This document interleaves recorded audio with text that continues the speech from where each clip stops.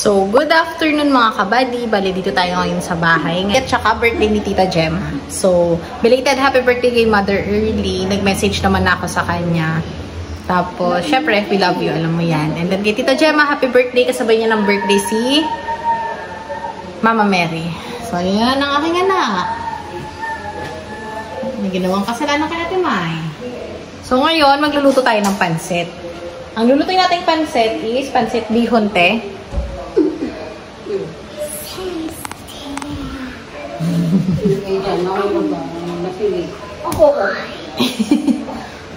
Are you jump?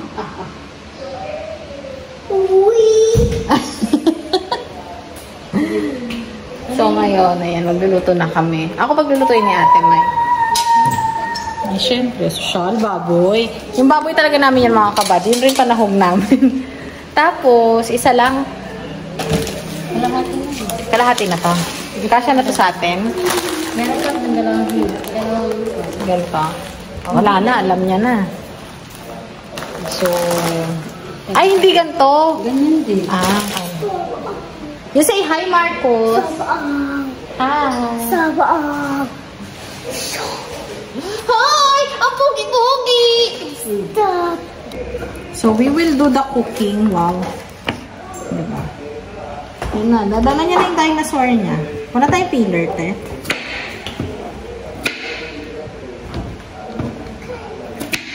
Ay, he wants cake. You ask Ate May dali. Ate May, I want cake.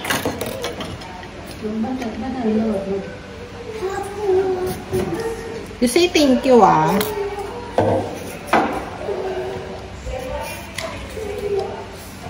So, yung cake ni Ate May, ni Mother Early, yung kakainin ni Marcos.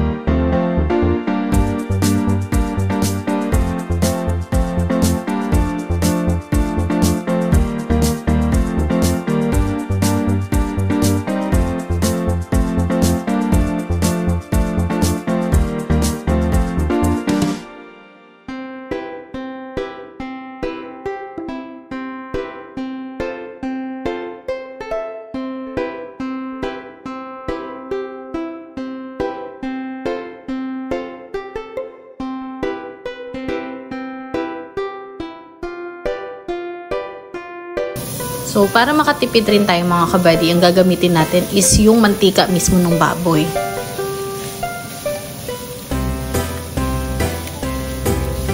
Maglalabas naman yan ng mantika. So, yung matatanggal or maaalis or lalabas na mantika dyan, yun yung gagamitin natin kapag naggisa na tayo ng bawang, sibuyas.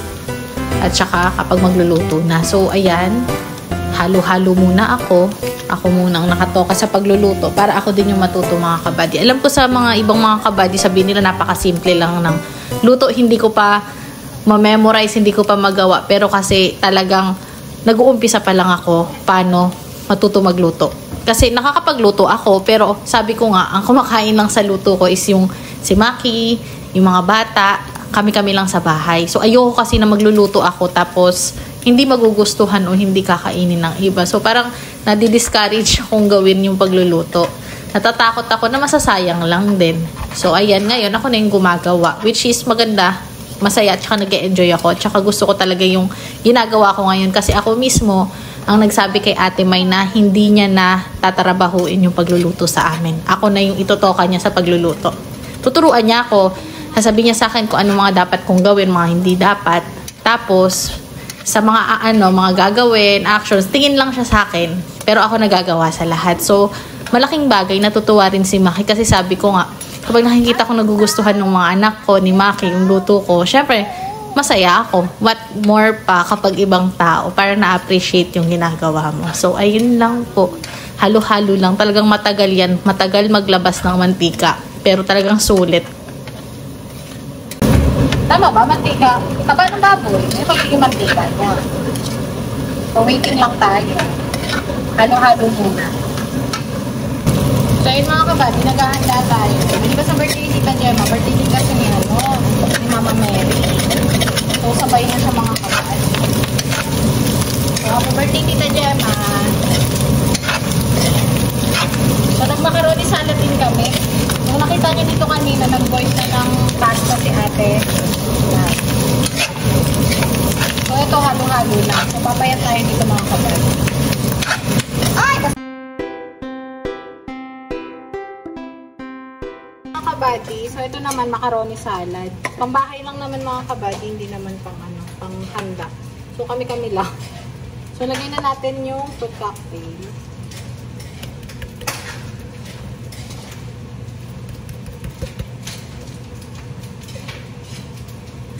Ito naman kasi normal na mabilis lang gawin.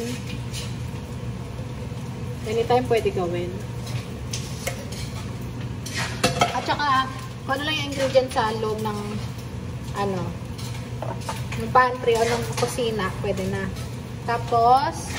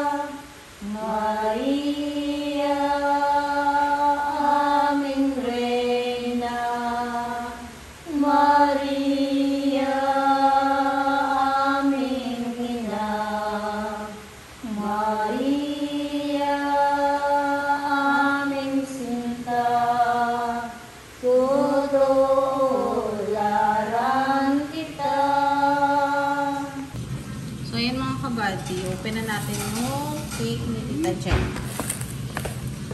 So, ito yung cake. Nakasabay siya ng dun sa pansit at saka macaroni. Yung macaroni nasa. Pero nakita kasi ni Marcos kaya open na natin. So, let's open. Where's your candle? Achoo! Happy birthday to you. Ayan, nagtago na ulit. Happy birthday to you. Happy birthday, happy birthday, happy birthday to you. Yay! Say happy birthday, Tita Gemma. Wow! Favorite chocolate cake ni Marcos. Happy birthday po. Where's the candle? Yan. Happy birthday, Tita Gemma.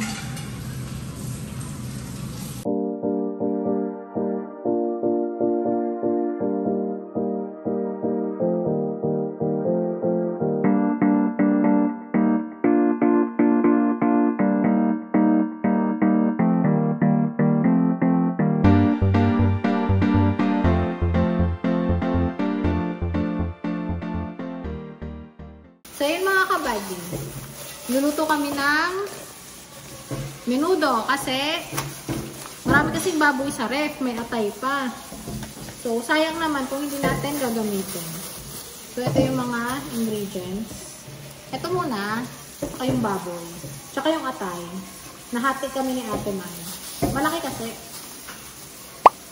Pero sila magpiprito. Sana bigyan ako. Prito ba yan? Ihaw.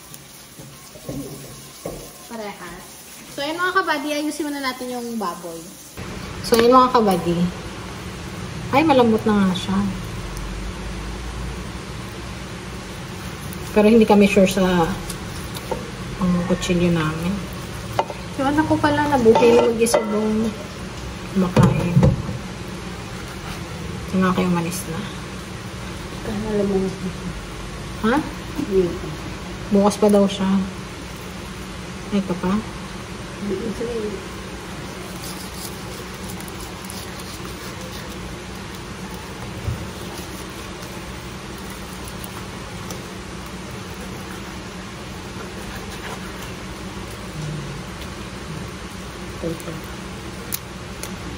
Ito hindi. Ay, mamaya naman ito. Grabida kasi. Baliktad kasi kaliwa yan. Lahat? Pahaba? Hiwain mo pa yung tatlo.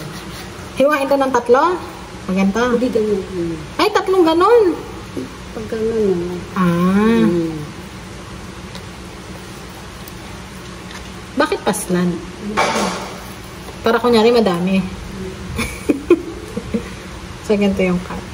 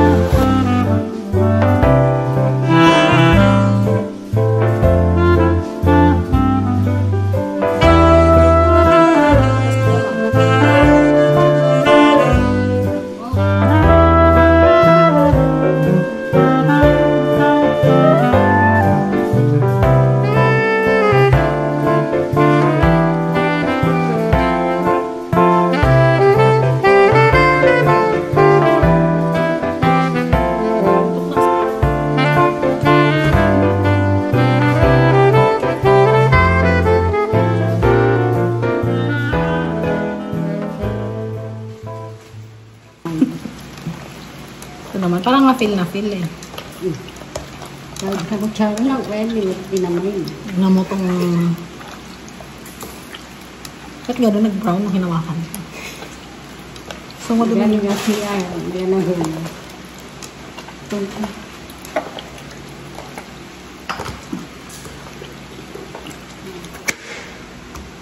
Hindi na inalis mo. Oo. Paano? 4 na piraso lang? Ay, malaki yung isa.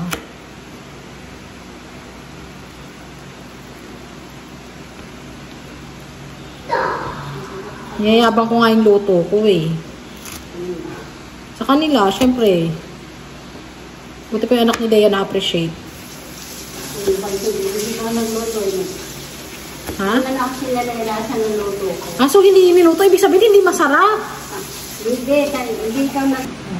So, naalala niyo pa mga kabady nung may handaan sa amin. Tapos sabi ni Ate May, wag daw pipigain kasi sasakit yung tiyan.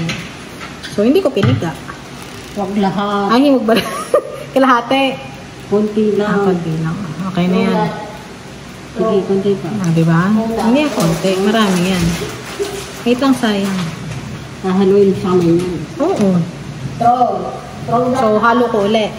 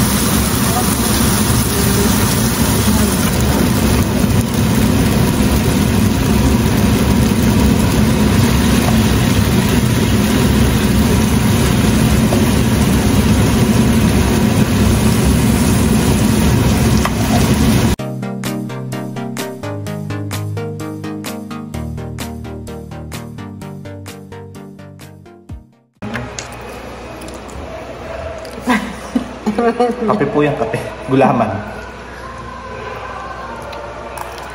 Masarap kaso kulang sa patatas. Gano'n lang kasi mga patatas. Sa inyo. So sa minudo yung ano eh. Ah, marami. Patatas. Yan mo sunod. 1/4 na baboy na. Sa kilong patatas mo.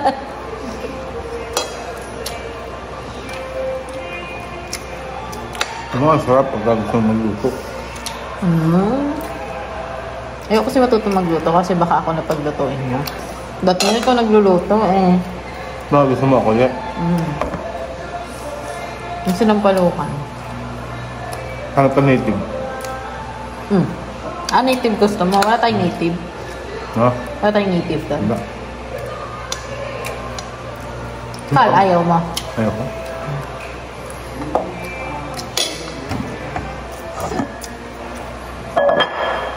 Hindi, kain ko lang lang.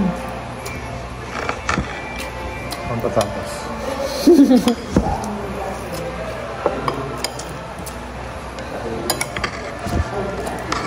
Nung nagluto ako ng pansit, nung una dinuguan. Di ba nag-uwi si Ate May? No. Sabi ng mga kapatid niya, hindi daw si Ate May nagluto. Kasi? Ewan ko, alam ata nila lasa kay Ate May. Tapos nung nag-uwi ulit siya ng pansit, sabi niya, hindi ikaw ulit nagluto. Tapos ngayon, Minudo. may sabi ko, Ate May, mag-uwi ka. Gusto ng anak na Dea. Hindi niya daw tinirhan yung mga kasama niya sa bahay. Ay, pinatikim ko sila nito. Di mo pala sinabi sa kanila yung emergency natin, ha? Hindi. Huwag mo sabihin. Hindi ko rin naman sinabi. Ayun na.